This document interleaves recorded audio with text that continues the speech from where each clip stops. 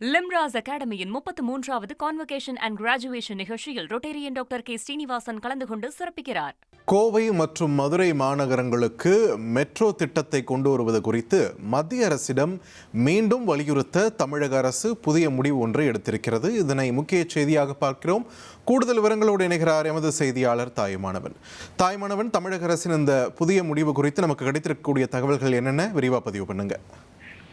மதுரையில 11,360 கோடி செலவுல திருமங்கலம் முதல் ஒத்தக்கடை வரைக்கும் 31.93 கிலோமீட்டர் தூரத்திற்கு 26 மெட்ரோ ரயில் நிலையங்களோடு திட்டத்தை செயல்படுத்துவதற்கு தமிழக அரசு விரிவான திட்ட அறிக்கையை தயாரிச்சிருந்தாங்க.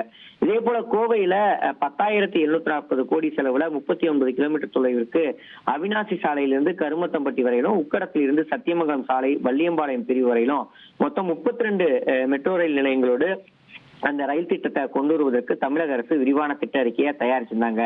கடந்த ஆண்டு நவம்பர் மாதம் சென்னையை போல இந்த 2 நகரங்களுக்கும் அந்த மெட்ரோ ரயில் திட்டங்களை செயல்படுத்த வேண்டும் என கடந்த கால திமுக அரசு மத்திய அரசுக்கு கோரிக்கையை வைச்சிருந்தாங்க. 2011ஆம் ஆண்டு மக்கள் தொகை அடிப்படையில மக்கள் தொகை குறைவாகவே இருப்பதால அங்கு மெட்ரோ ரயில் தேவையில்லை என்பதை மத்திய அரசு நிராகரிச்சிருந்தாங்க.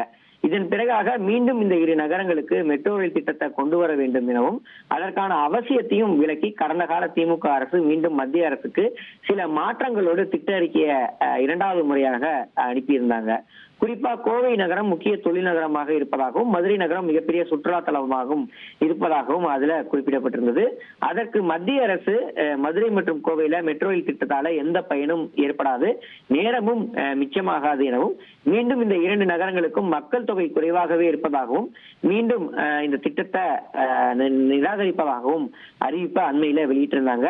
இந்த 2 நகரங்களுக்கும் மெட்ரோ ரயிலுக்கு மாற்றாக உயர்மட்ட தரைமட்ட விரைவு போக்குவரத்து BRTS அமைப்பை ஏற்படுத்தலாம் அப்படின்ற பரிந்துரையும் மத்திய அரசு தரப்புல வழங்கப்பட்டிருந்தது. இந்த நிலையில தான் 16 ஆண்டுகளுக்கு பிறகாக தமிழகத்துல வீடு வீடாக சென்று இந்த மக்கள் தொகை கணக்கெடுக்கக்கூடிய பணிகள் தற்போது தொடங்கி இருக்கிறது.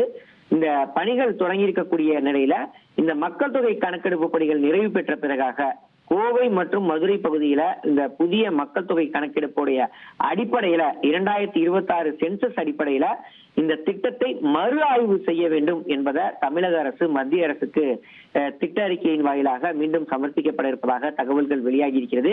எனவே இந்த புதிய மக்கள் தொகை கணக்கெடுப்பு பணிகளை மெட்ரோ ரயில் நிர்வாகம் உன்னிப்பா கவனிச்சு வராங்க. புதிய மக்கள் தொகை கணக்கெடுப்பின் அறிக்கையை பொறுத்து கோவை மதுரை மெட்ரோ ரயில் திட்டத்திற்கான அவசியத்தை மத்திய அரசுக்கு மீண்டும் வலியுறுத்த இருப்பதாக தகவல்கள் என்பது கிடைக்கப்பட்டிருக்கிறது. அந்த வகையில அதனை முன்னெடுக்கக்கூடிய வகையில தான் அதற்கான பணிகளை மெட்ரோ ரயில் நிர்வாகம் மேற்கொள்ளப்பட இருக்கிறது. இந்த 2026 மக்கள் தொகை கணக்கெடுப்பு பணிகள் அந்த அளவுக்கு ஒரு முக்கியத்துவம் பெறுகிறது. நன்றி தாயுமானவன், உங்கள் விரிவான தகவல்களுக்கு. லிம்ராஸ் அகாடமியின் 33வது கான்வகேஷன் அண்ட் கிராஜுவேஷன் நிகழ்ச்சியில் ரொட்டேரியன் டாக்டர் கே ஸ்ரீனிவாசன் கலந்து கொண்டு சிறப்பிக்கிறார்.